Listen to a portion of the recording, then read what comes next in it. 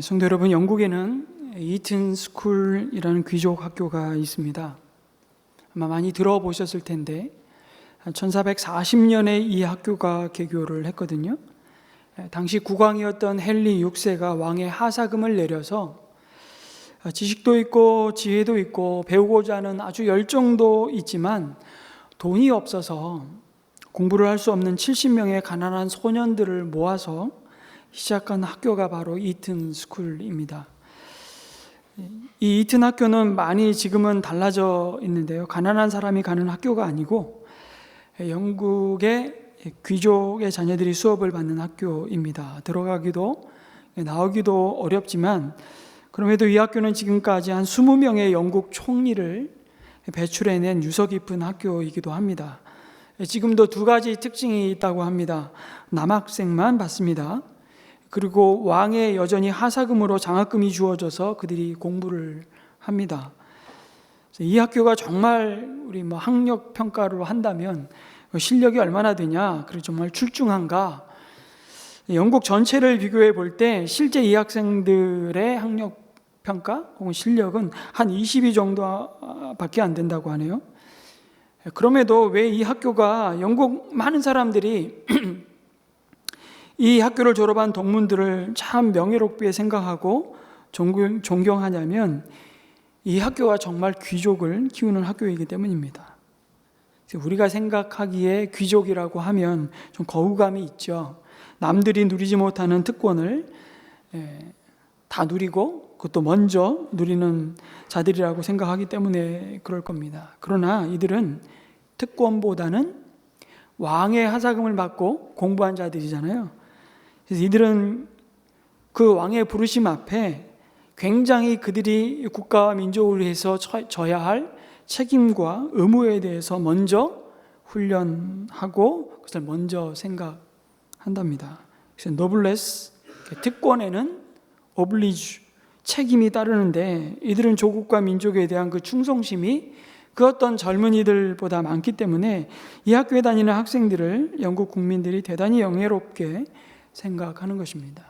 실제로 1차, 2차 세계대전 가운데 1차 대전에는 1157명이, 2차 세계대전 중에는 748명의 이 학교 동문들이 전사를 했습니다. 지금도 사실은 국가의 부르심 앞에 전쟁이 나면 제일 먼저 제일 일선에 그 전쟁터에 달려가는 자들이 이튼 스쿨의 졸업생들, 동문들이라고 합니다. 어떤 면에서는 그런 정신이 참 부럽기도 하고 부끄럽기도 합니다. 경제적이든 정치적이든 우리 힘이 생기기만 하면 내 자식 군대 빼돌리고 대충 때우게 하는 우리 사회의 현실과 좀 동떨어져 있는 모습이기도 하기 때문에 그런데요. 저는 사실 이튼 스쿨을 보면서 샘물 배움 공동체 혹은 우리 공동체에 주신 다음 세대 우리 언약의 자녀들을 양육하는 어린이교회, 청소년교회가 정말 영적인 귀족 학교가 되었으면 좋겠다는 생각을 해보게 됩니다. 누구보다도 잘나고 존경받고 박수받고 좋은 특권을 누린다는 점에서 귀족 학교가 아니고요. 좀 그래도 재력이 돼서 아이들을 보낼 수 있는 그런 학교 말고요.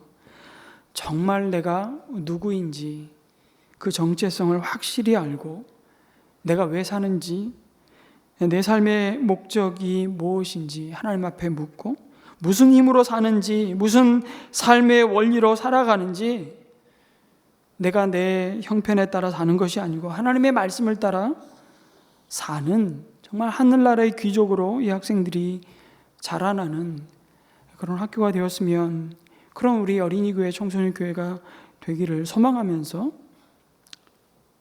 섬기고 있습니다. 샘물학교에 온 아이들만 영적 귀족이 아니죠. 사실은 이 자리에 있는 여러분 모두가 영적인 귀족입니다. 말씀드린 대로 귀족이라는 말을 들을 때 마음이 그렇게 편안하지 않을 분도 계실지 모르겠지만, 여러분 하나님 보고 우리는 아버지라고 부르는 분 여러분 맞습니까? 아멘이 없으시네요. 그렇다면 온 천지 만물을 만드신 그분의 아들, 딸이 맞다면 여러분은 귀족이 아니고 왕족입니다. 믿으십니까? 여러분, 이건 너무 분명한 사실인데 우리가 이걸 너무 자주 잊어버리고 사니까 정말 우리가 이 땅을 치사하게 사는 이유가 뭐냐면 내가 얼마나 귀한 신분인지를 우리가 자꾸 망각하기 때문입니다.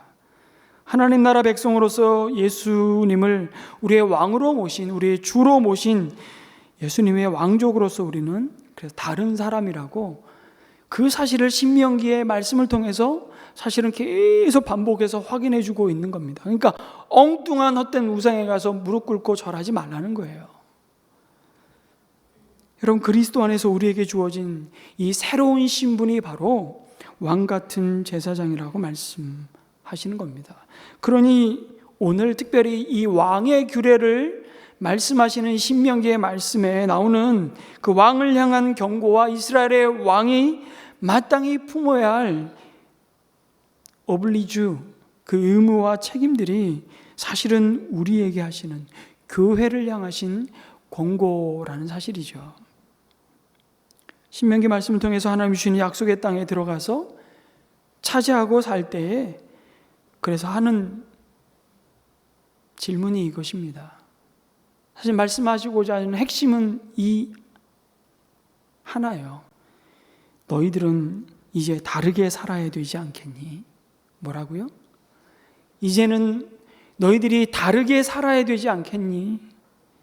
다른 신분, 그 부르심 앞에 다른 삶의 방식과 원리를 요구받고 있는 것입니다.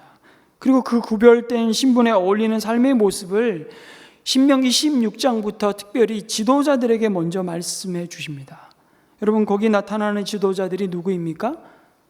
재판관들, 그 다음에 왕은 이미 세워지지도 않았고요, 꿈도 못 꿀 때임에도 이미 왕을 말씀하고 계십니다.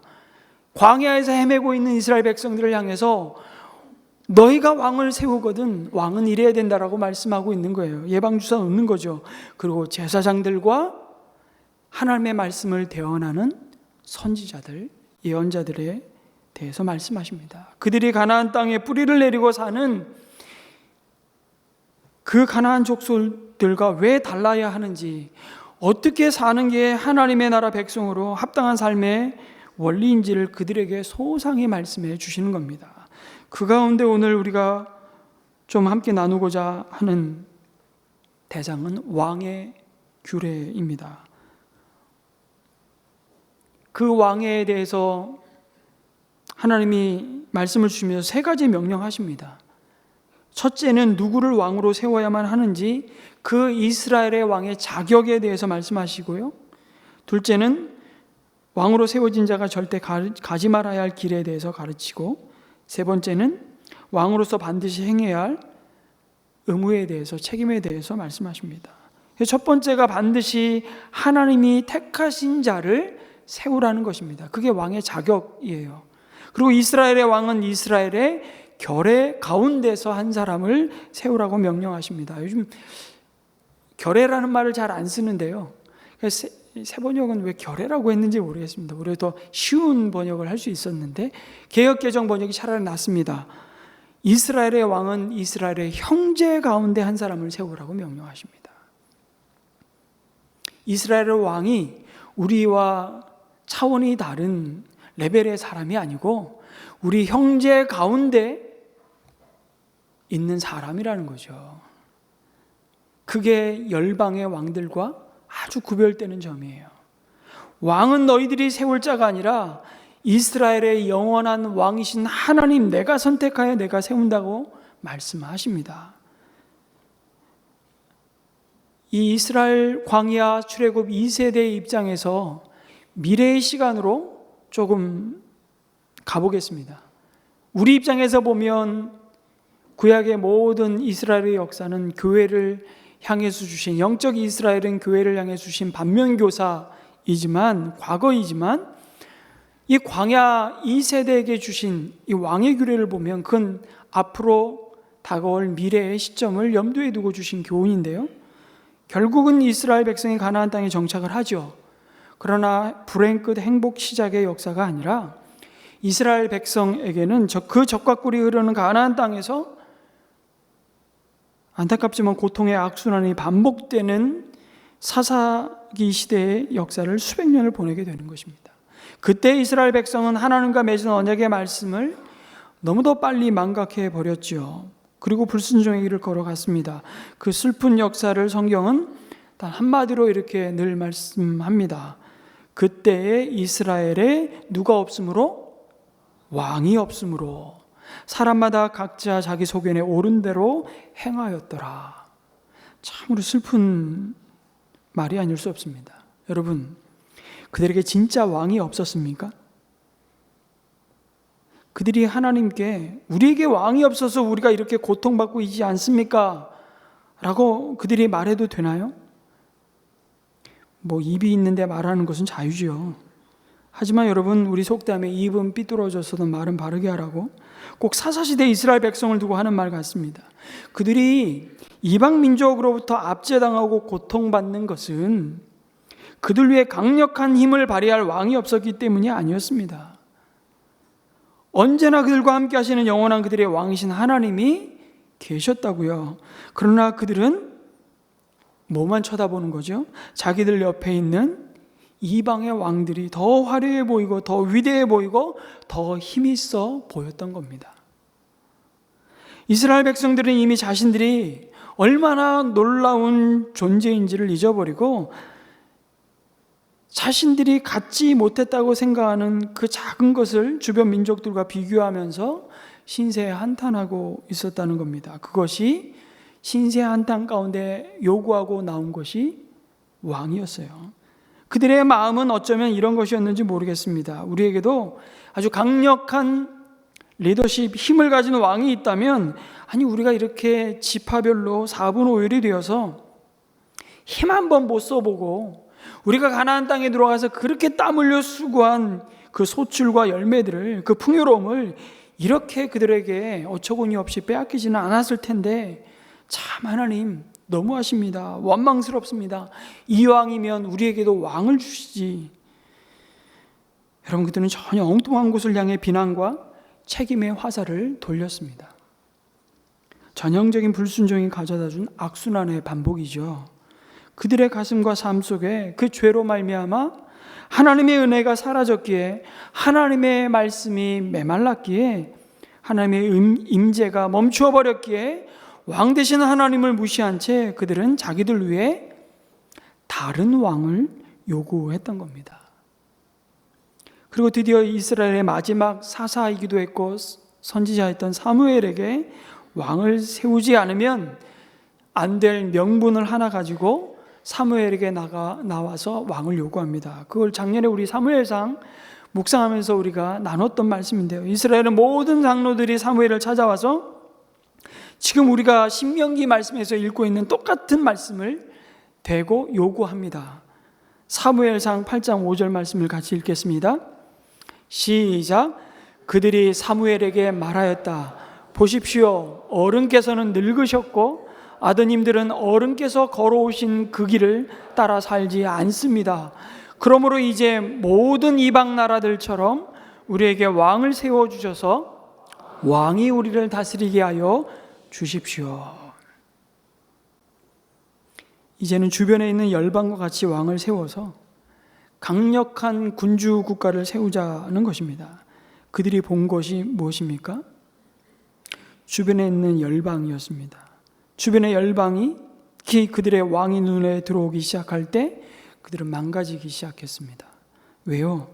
열방 중에서 그들을 구별하여 불러내신 것이 하나님의 은혜요 복인데, 그 구별된 이스라엘이 그 구별됨을 없애겠다고 주장하는 것이기 때문이죠. 이제 필요 없다는 겁니다. 아니, 하나님 없이도 저 사람들 얼마나 잘 먹고 잘 사는지 하나님 보시지 않습니까? 이왕이면 우리 하나님 안 섬기겠다는 거 아닙니다. 그러나 하나님 없이도 저렇게 잘 사는, 저거 보니까 이 왕을 세워서 그런 것 같은데 우리에게도 왕 주시면 금상첨화 아니겠습니까? 이 얘기거든요. 그럼에도 그래서 그 요구를 받아들이라고 하시고, 너희가 왕을 세우고 싶거든 하나님께서 택하신 자를 세우라는 것입니다. 너희 마음대로 너희 눈에 보기 좋은 데를 세우지 말라는 것입니다. 왜 그렇게 말씀하십니까? 이스라엘이 만약 왕을 세운다면 그 왕은 영원한 왕 되신 하나님의 대리자임을 잊지 말아야 하기 때문입니다. 그 자신이 스스로 왕으로서 누군가를 불러 세우는 자가 아니라, 혹은 누군가를 부려먹는 자가 아니라, 그가 왕 되신 하나님의 부르심을 받은 자이고 그 하나님의 손에 부림을 받는 자임을 잊지 말아야 하기 때문에 그런 것입니다. 그래서 이스라엘 백성이 하나님께 그들의 왕을 요구하는 동기가 참 선하지 못할지라도 그들이 타협할 수 없는, 절대로 그들에게 양보될 수 없는 것이, 그 왕은 누가 세운다? 하나님 내가 세운다는 것입니다. 이방 나라 왕은 스스로의 힘으로 왕위를 얻잖아요. 가문을 잘 만난다든지 힘으로 무력으로 통치자가 되고 권력자가 되는 왕위를 얻지만, 여기 이스라엘의 왕위는 하나님이 택하시는 것입니다. 하나님이 택하신다는 것은 하나님의 뜻에 합당한 자, 하나님의 뜻을 펼칠 자, 하나님의 종으로 부름받았다는 말입니다. 그 왕은 그러면서 이스라엘 형제 중에 세운다고, 이방인 중에 절대 왕 세우지 말라. 여러분, 인종차별하는 거 아닙니다. 그 말은 하나님과 언약을 맺은 자여야 된다는 사실입니다. 하나님과 맺은 언약 가운데 자신과 자신의 가문을 그 하나님의 약속 가운데 세운 자 가운데 왕을 세우시겠다고 하나님 말씀하십니다. 그러지 않고는 하나님의 언약, 다시 말해 나는 너희의 하나님이 되고 너희는 내 백성이라는 이 관계가 온전히 세워질 수 없기 때문에, 그러면 그 공동체는 무너질 것을 너무 잘 아셨기 때문입니다. 하나님은 이스라엘 백성들 그들 자신보다 그들을 더 잘 아시는 하나님이십니다. 그들에게 정말 꼭 필요한 왕이 누군지를 아셨습니다. 그들이 겸손히 하나님의 뜻을 묻고 구한다면 하나님은 그들을 하나님의 길로 인도하고 하나님의 방식을 가르치고 가르칠 지도자를 세우시겠다고 약속을 주시는 겁니다. 문제는 그들이 하나님께 묻지 않고 그 옆 동네 사람들에게 묻는 겁니다. 왜냐하면 애초부터 왕을 세우고자 했던 동기가 주위의 다른 모든 민족같이 되고 싶었기 때문이었습니다. 우리도 그들처럼 정말 뽀대나는 왕을 세워야 깨지지 않을 것 같은 겁니다. 그래서 우리는 이 사람이 왕이 되어야 할 것 같습니다.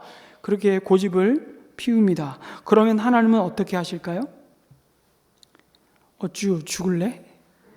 그러지 않으십니다. 그래? 그러면 세워보라고 하시죠. 그러나 그 선택과 그 결정으로 인한 그 결과와 열매에 대해서 그들은 받아들여야 한다고 말씀하십니다. 하나님 굉장히 인격적이세요.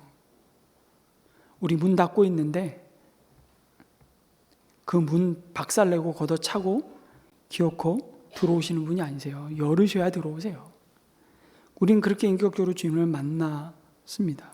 여러분, 지금으로부터 3,000년 전이나 현재나 달라진 것은 하나도 없다는 생각이 들더라고요.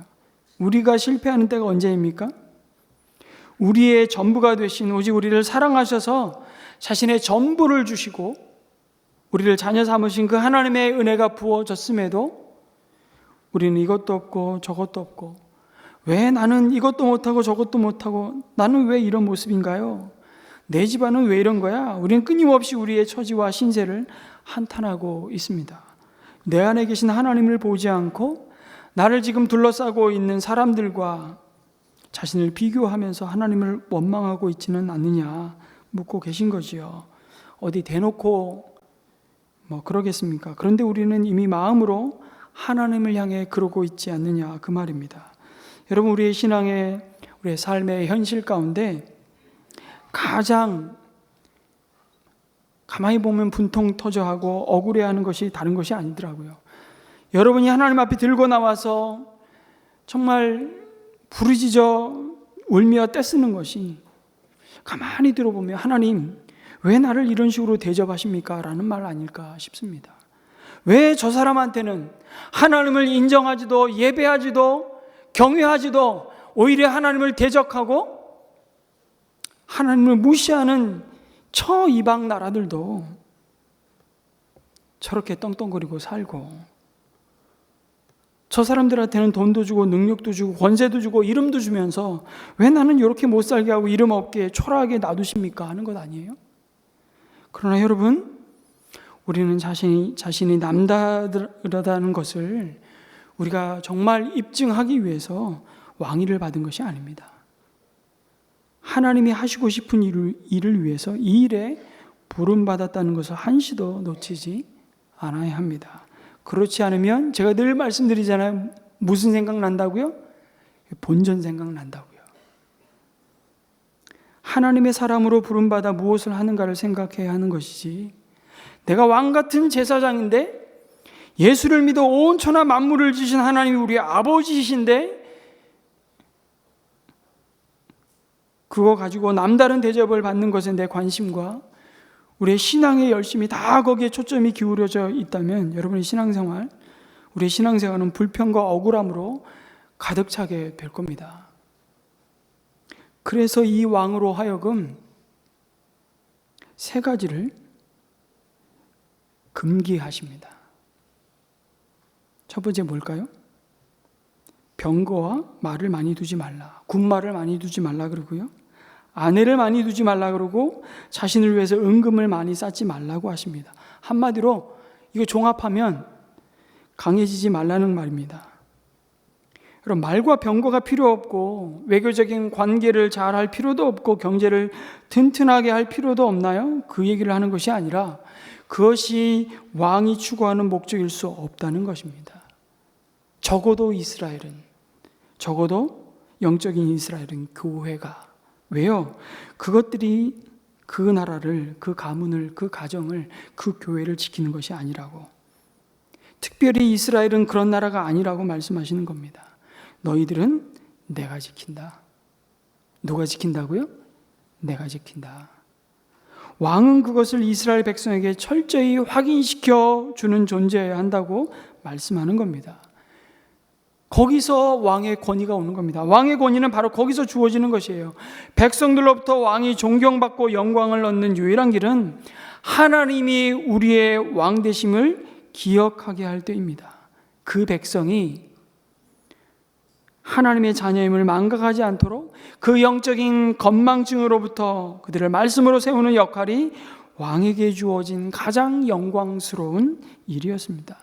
정말 잘 까먹는 이스라엘을 일깨우는 일이 하나님의 대리 통치자인 이스라엘의 왕이 해야 될 사명이었습니다. 그래서 그에게는 오늘 신명기 말씀을 가만히 보면 여러분, 그가 가진 권한에 대해서는 일절 언급하지 않습니다. 그가 누릴 수 있는 영광에 대해서는 얘기하지 않습니다. 오히려 16장, 18장 이렇게 보면요, 제사장들이 누릴 권리에 대해서는 아주 구체적으로 언급을 하시지만 왕에 대해서는 그들이 책임져야 할 의무에 대해서만 그것도 아주 경고조로 말씀하십니다. 왜 그럴까요? 왕이 그만큼 세상과 닮을 수 있는, 세상이 추구하는 힘과 권력을 좇아서 그 백성을 헤매게 만들 수 있는 가능성이 누구보다도 많은 사람이기 때문인 것이죠. 왕은 끊임없이 여러분 세상의 다른 왕들과 비교의 대상이기 때문입니다. 하나님이 그를 세상에 밝히 드러낸 존재로 삼으셨습니다. 그리고 그 왕은 세상을 향해, 그리고 자기 백성을 향한 전혀 다른 메시지를 전달해야만 하는 자이기에 그가 받고 누릴 영광보다는 만약에 부르심받은 그 길을 벗어날 때 그와 그 언약의 백성에게 미칠 그 엄청난 결과에 대해 경고하는 겁니다. 여러분, 그 사명이 오늘 교회로 부르신 우리에게 주어졌다고 말씀하십니다. 여러분, 세상 속에 교회를 그런 존재로 하나님이 세우셨습니다. 우리를 그리스도 안에서 하나님 나라의 왕족으로 삼으셨다고요. 우리를 하나님의 택하신 족속의 왕 같은 제사장으로 삼으시고 세상이 우리를 주목하여 보도록 세상의 좋은 표현으로 쓰자면 이렇게 높이셨습니다. 이제 우리는 원하든 원치 않든 사람들이 바로 교회를 통해, 우리를 통해 하나님의 모습을 바라보는 존재로 우리를 드러내셨습니다. 그러니 이제 우리의 생각과 우리의 말과 우리의 행동과 우리 모든 삶의 선택과 모습들이 그냥 나 자연인 한 개인의 일상으로 끝나지 않습니다. 그래서 신명기에서 왕을 바라보면서 하는 말은 딱 이 말이에요. 넌 편하게 살기 다 틀렸어. 옆에 있는 분들에게 한번 이렇게 인사해. 당신은 편하게 살기 다 틀렸어.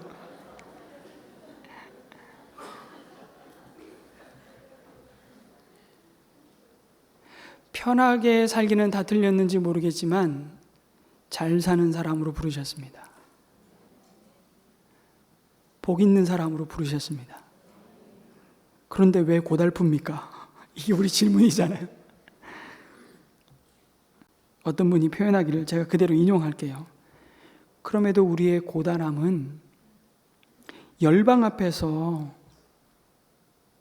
하나님의 이름을 부르지 않은 세상 앞에서 우리가 무엇으로 살고 왜 사는지, 무엇을 위해 사는가를 그들에게 잘 보이게 하려고 하나님께서 우리에게 고단한 배역을 맡기셨기 때문이라고 표현했습니다. 참 공감이 갔어요. 여러분, 우리가 예수 믿어서 정말 누구 앞에서도 좀 이렇게 어깨를 좀 이렇게 세울 수 있는 물질을 소유하고 건강을 얻고 하는 일마다 자식들뿐만 아니라 다 잘 된다면 그들이 왜 하나님을 믿겠습니까? 아니, 그러면 더 하나님을 믿으려고 하지 않겠습니까? 봐라, 예수님 믿으니까 저렇게 복받고 잘 되지 않냐? 여러분, 우리가 누리는 것을 그들은 부적으로 하나님 앞에 갖고 나올 겁니다. 그건 복음이 아니에요. 그리고 또 한 가지는 내가 그걸 갖고 하나님, 나를 이렇게 높이셨으니 세상 사람들이 하나님을 얼마나 존귀하게 생각하겠습니까? 그러는 순간 내 앞에 나보다 더 부자가 나타날 거예요. 그리고 내 앞에 나보다 더 똑똑한 계급장을 붙이고 내 앞에 사람들이 줄을 설 겁니다. 그거 갖고 하나님이 얼마나 위대하신 분인지를 드러낼 자들로 교회를 부르신 게 아닌가? 아니에요. 교회를 그렇게 구별하지 않으셨어요. 세상 속의 소금이라고 말씀하시고 너희들이야말로 세상 위에 비추는 빛이라고 말씀하시는 이유가 바로 이겁니다. 우리들이 잘나서가 아닙니다. 우리들이 똑똑해서가 아니고 우리들이 남들보다 더 가졌기 때문이 아닙니다. 우리들이 이 세상에서 이름값을 할 만한 재주가 있어서가 아닙니다. 우리들 손에 남들보다 더 탁월한 능력이 있어서 우리를 높이시는 것이 아닙니다. 우린 질그릇이에요. 언제나 깨지고 부서지기 쉬운 질그릇입니다. 언제나 그렇습니다. 죄송합니다. 안 그랬던 적이 없습니다. 나는 인정하고 싶지 않지만 내 사는 수준이 조금 좋아졌다고 내가 한자리 하고 있다고 갑자기 질그릇이 금그릇이 되는 것은 아닙니다. 우리 모두는 처음에도 질그릇이었고 죄송하지만 나중에도 질그릇입니다. 그런데 기억하십시오. 그 질그릇에 뭘 담고 있느냐가 우리를 변화시킨다는 말씀입니다. 질그릇 같은 내 안에 보배가 되신 예수님 때문에 우리는 존귀한 자들이 된 것입니다. 빛이신 예수님이 우리 안에 진리의 빛을, 그 은혜의 빛을, 그 생명의 빛을 비추시고 우리는 그 빛을 반사하는 자들일 뿐입니다. 우리에게 스스로가 그 빛을 내는 존재들이 아니고. 그러니 뭐를 자랑하겠습니까? 여러분, 이스라엘의 왕이어서 존귀한 자였습니까? 아닙니다. 천만의 말씀이요. 그를 왕으로 부르신 영원한 왕 되신 하나님이 그와 함께 하기에 존귀한 자였습니다. 그런데 그 왕의 자리에서 하나님을 빼버리고 하나님이 삭제하고 하나님 무시한다면 여러분, 그 왕의 자리에서 더 추악하고 더욱 심각한 죄의 고통과 열매가 맺히는 것입니다. 누구를 통해서 보여주시죠? 여러분, 왕에게 금기했던 세 가지 솔로몬 때 솔로몬이 다 어깁니다. 솔로몬 왕을 열왕기상 11장부터 시작해서 솔로몬이 어떻게 무너지는지를 소상히 보여주시잖아요. 이스라엘 백성들이 그것을 잊으면 안 되었습니다. 그래서 하나님이 이스라엘 왕이 넘어가지 말아야 할 선을 그어 놓은 것이죠. 군마를 그래서 많이 두지 말 것이라고 말씀하셨습니다. 여러분, 왕의 끊임없는 욕구가 뭔 줄 아십니까? 어떻게 해서든지 그가 통치하는 나라를 부국강병하게 만드는, 그것만이 살 길이라고 믿게 만드는 것입니다. 그러면 손에 최첨단 무기를 갖고 있어야 함부로 건드리지 못한다고 생각하겠죠? 북한이 왜 저렇게 핵무기에 집착합니까? 수백만의 백성이 굶어 죽어도 눈 하나 깜짝하지 않는 이유가 무엇입니까? 김일성으로 시작한 세습 왕조가 무너지지 않을 수 있는 유일한 방법이 손에 핵무기만 쥐고 있으면 되고, 그들에게는 백성이 오로지 김일성 왕조를 위해서만 존재하는 부속에 불과하기 때문이죠. 그런데 어디 김일성 부자만 그렇습니까? 너희들의 왕은 무력을 의지하는 존재가 아니라 철저히 하나님을 왕으로 삼고 온 백성이 하나님께 순복하고 하나님만 의지하도록 이끄는 지도자, 하나님의 부왕이 바로 이스라엘 왕이어야 한다고 말씀합니다. 그래서 너희들의 왕은 군마를 많이 얻기 위해서 백성으로 하여금 어디로 돌아가게 해서 안 된다고요? 이집트로 돌아가게 하지 말라고. 여러분, 이집트를 향한다는 것은 한마디로 무엇을 의미합니까? 말씀드린 대로 그것은 힘에 대한 욕망입니다. 내가 이것만 소유하고 있으면 정말 뻗어나게 하나님의 영광을 위해 내가 이런 일도 하고 저런 일도 할 텐데, 그런데 동시에 하나님만 바라보고 있으면 불안하기 때문에 그 힘의 욕망을 따라 우리는 오늘도 질질 끌려가고 있다면 이 말씀을 굉장히 경고의 말씀으로 받아야 되는 거죠. 하나님만 의지하다가는 망할 것 같은 겁니다. 이것이 죄에 대한 회귀 본능입니다. 어려움이 생기면 하나님을 바라보는 것이 아니라 애굽을 바라보는 것입니다. 그러나 너희는 군사력으로 자신의 힘을 삼지 말고 하나님을 힘으로 삼으라는 것이죠. 여러분, 그 힘은 어디에서 나옵니까? 여러분의 힘은 어디에 있습니까? 사회적인 지위일 수도 있고 지식일 수도 있습니다. 많은 사람과의 인간관계일 수도 있고 돈일 수도 있습니다. 여러분의 힘이 하나님에게 있는가 한번 돌아보라고 말씀하십니다. 다시 말씀드립니다. 하나님을 기뻐하는 것이 우리의 힘입니다. 아멘이십니까? 그리스도인이란 그리스도께 속한 자가 누구입니까? 하나님을 의지하고 사는 사람들입니다. 세상 사람들처럼 그들의 손에 쥐고 있는 무기를 의지하고 사는 자들이 아니잖아요. 그래서 다르다는 것입니다. 구별된 자들이었습니다. 그리고 말씀하시죠. 너의 도움이 어디서 오느냐? 애굽에서 오는 것이 아니라 천지를 지으신 여호와 하나님께로다 라고 말씀하고 시인은 노래합니다. 그것은 왕궁에서 한 노래가 아니라 오늘도 일용할 은혜로 사는 자임을 처절하게 고백하는 광야에서 하는 고백입니다. 아내를 많이 두지 말라고 합니다. 왕의 마음이 다른 데로 쏠리게 하기 때문이라고. 그럼 다른 데로 쏠리는 것이 도대체 무슨 의미일까요? 이거 알려면 말씀드린 대로 아내를, 제가 아는 역사 속에서 가장 많은 아내를 두었던 솔로몬 왕의 모습을 보면 됩니다. 여러분, 그 왕은, 솔로몬은 듣는 마음, 지혜를 구했던 왕이잖아요. 그런데 그 지혜가 아무 소용이 없게 된 이유가 무엇이었습니까? 바로 여인들이었습니다. 열왕기상 11장 그리고 사무엘상 11장을 여러분 남편들이요, 남자들이요 꼭 주목해서 읽으셔야 될 말씀입니다. 다윗은 사무엘상 11장에서 밧세바를 범함으로 무너졌고요. 열왕기상 11장에서는 솔로몬이 애굽의 공주를 그 아내로 삼고 그 이후에 수많은 정략 결혼을 통해서 예루살렘 성을 열방의 여인천하로 만들었기 때문에 그 왕조는 무너지기 시작했습니다. 아니, 여인들이 무슨 왼수입니까, 목사님? 지금 성차별 하시는 거예요? 아니요. 이 명령은 단순히 일부 다처제의 폐단에 대한 얘기를 하는 것이 아닙니다. 한 아내만을 하나님이 주신 분복으로 알고 오롯이 한 아내만을 사랑하고 그를 기뻐하고 그 한 사람만을 즐거워하라는 그런 말씀을 하고 있는 것이 아닙니다. 물론 그래야 합니다. 그런데 왕에게 많은 여인을 두지 말라는 것은 그 정략 결혼을 통해서 왕이 이 나라를 지킬 수 있다고 생각하는 것을, 그 어리석은 생각을 말씀하는 거죠. 이스라엘 왕이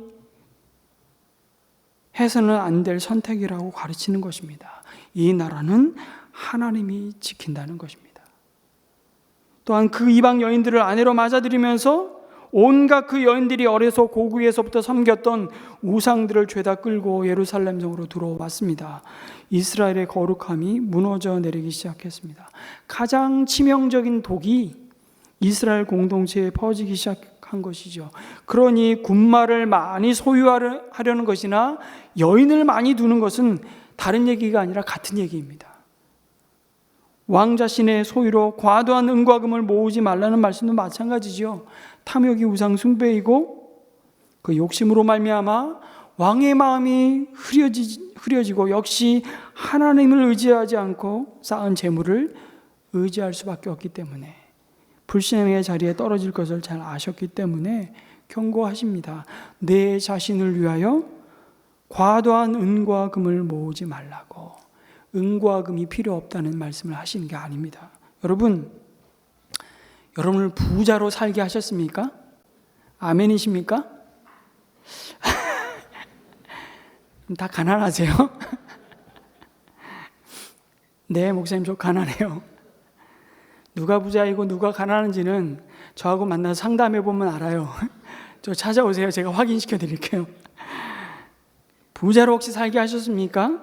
자신을 위해서 그것을 쌓기만 하면 그 은금이 자신을 사로잡을 것입니다. 그러니 흘려 보내야 합니다.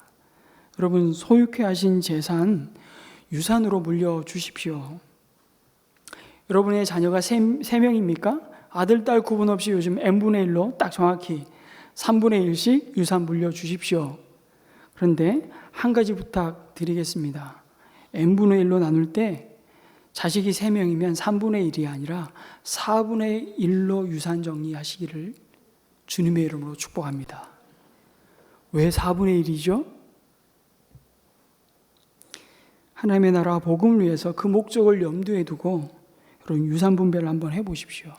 그 n분의 1을 정말 하나님이 기뻐하시는 다음 세대, 샘물배움 공동체일 수도 있고 선한 울타리 사역일 수도 있고 사랑마루 사역일 수도 있고 하나님이 우리에게 보이신 그 선한 일을 위해 n분의 1로 떼서 공증받으시고 자녀하고 잘 합의하셔가지고 아예 유산 정리하십시오. 지금 그러시기를 주님의 이름으로 축복합니다. 3부는 확실히 다르네. 2부 때는 아멘은 굉장히 많이 하시던데 2부 때는 유산 정리할 때가 가까이 온 분들이 많으시거든요.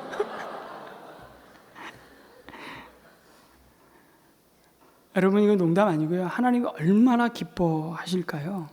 그것만이 영원히 남기 때문입니다. 자식들에게 유산 주지 말라는 얘기 아니고요. 한때 기독교 윤리실천운동본부에서 유산 안 남기기 운동하는 바람에 하여튼 그렇게 가면 저렇게 좀 운동을 좀 바꿨으면 좋겠어. 유산 남겨줘라. 법대로 세금 낼 거 내고 대신 n분의 1 하나만 더 해라. 진짜. 그러면 그 하나님이 그 가문에 그 자녀들로 인해서 부모가 그 n분의 1을 뗀 거 그거 보면서 자녀들이 무슨 생각할까요? 우리도 n분의 1로 나누자. 여러분, 우리는 소유가 넉넉해서 존귀한 자들이 아닙니다. 세상은 그렇게 얘기합니다. 그러나 주님은 말씀합니다. 그 안에 보배 대신 주님이 함께하기에 존귀한 자들이라고. 질그릇이 그 보배를 담고 있기에 말씀드린 대로 하나님 그 그릇을 영광스럽게 다듬으셔서 사용하시는 것입니다.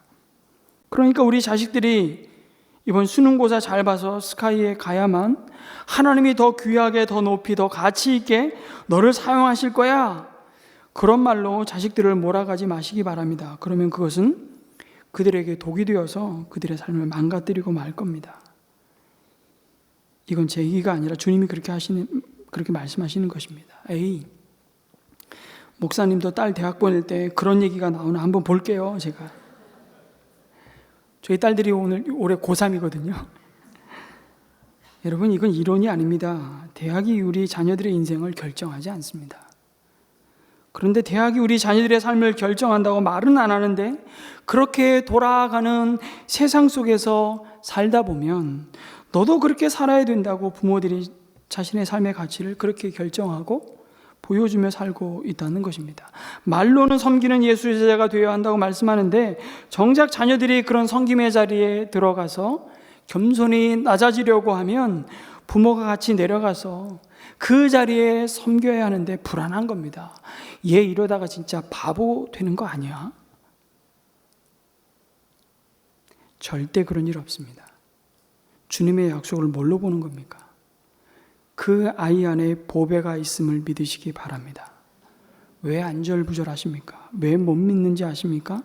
내 안에 보배가 있음을 인정하지 않고 자꾸 잊어버리기 때문이죠. 그러면서 내가 질그릇밖에 안 되는데 넌 그렇게 살면 안 된다고 자식들에게 말하는 겁니다. 너는 나보다 잘 살아야 된다. 넌 그래도 나보다 좋은 대학 가야 된다는 것이죠. 그 질그릇만 자꾸 쳐다보도록 열심히 여러분 그 질그릇을 포장하고 닫고 색칠해 줘봐야 조금만 부딪혀도 깨진다니까요. 자식들로 그들 안에 보배 대신 주님을 의지하게 바라보게 하십시오. 그러면 내가 그 보배 대신 주님을 바라보고 그러려면 내가 먼저 섬기는 예수의 제자의 길을 왕 대신 하나님의 머슴이 되어서 순종으로 걸어가야 하는 것입니다. 그래서 그 의무를 이스라엘의 왕이 이 땅에 하나님의 교회를 향해 이 길을 갈 수 있는 힘이 어디서부터 주어지는지를 마지막으로 가르치는 거예요. 바로 하나님의 말씀을 끼고 사는 것입니다. 이것이 왕의 의무였죠. 하나님 말씀을 주야로 묵상하며 그 말씀을 등사해서 내 옆에 두라고, 그 말씀을 따라 자신의 통치 철학을, 아니 하나님의 다스림을 날마다 받는 것입니다. 이것이 이스라엘에게 주어진 영적인 만나였습니다. 그렇지 않고 자기 힘을 의지하고 자기 힘으로 통치하고자 할 때 그는 교만하여져서 결국 하나님의 뜻과 상관없는 길을 가고 말 것입니다. 그렇지 않기 위해서 왕이신 하나님의 음성을 듣는 자입니다. 그래야 자신도 그리고 그 백성도 헤매지 않습니다. 교만하지 않을 유일한 길이 무엇입니까? 하나님의 말씀에 붙들리는 것입니다. 권력에 붙들리고 여인에 붙들리고 만몬에 붙들리면 여러분 그 어떤 인간 가운데 교만해지지 않을 수 있는 인간은 없습니다. 왕이라는 자리 자체가 교만할 수밖에 없습니다. 어떤 권력도 교만의 길로부터 자유로울 수 없습니다.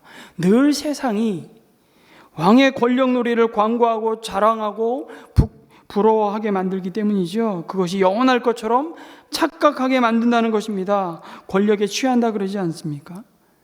모든 권세가 하나님으로부터 왔음을 날마다 주님이 주신 말씀으로 묵상함으로 그 마음을 말씀으로 채우고, 여러분 붙들리지 않으면 우리는 교만해져서 하나님을 멀리할 수밖에 없습니다. 내 힘으로 살 수 있다고 착각하는 것이죠. 그리고 형제 위에 무기를 휘두르는 군림하는 자로 설 수밖에 없습니다. 군림하는 순간 그는 망하는 겁니다. 왜요? 그를 부르신 목적 자체가 군림이 아니라 섬김의 자리로 부르셨기 때문이죠. 말씀을 붙잡지 않으면 우리는 좌로나 우로나 치우칠 수밖에 없는 자들입니다. 그래서 인정하십시오. 그리고 겸손히, 여러분 오늘 주님이 우리에게 이제 다르게 살아야 되지 않겠니?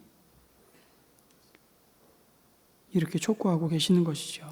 여러분 사자는 노는 것이 생쥐와 다릅니다. 독수리는 그 나는 것이 참새와 같지 않습니다. 왕족은 사는 모습이 거지와 같지 않습니다.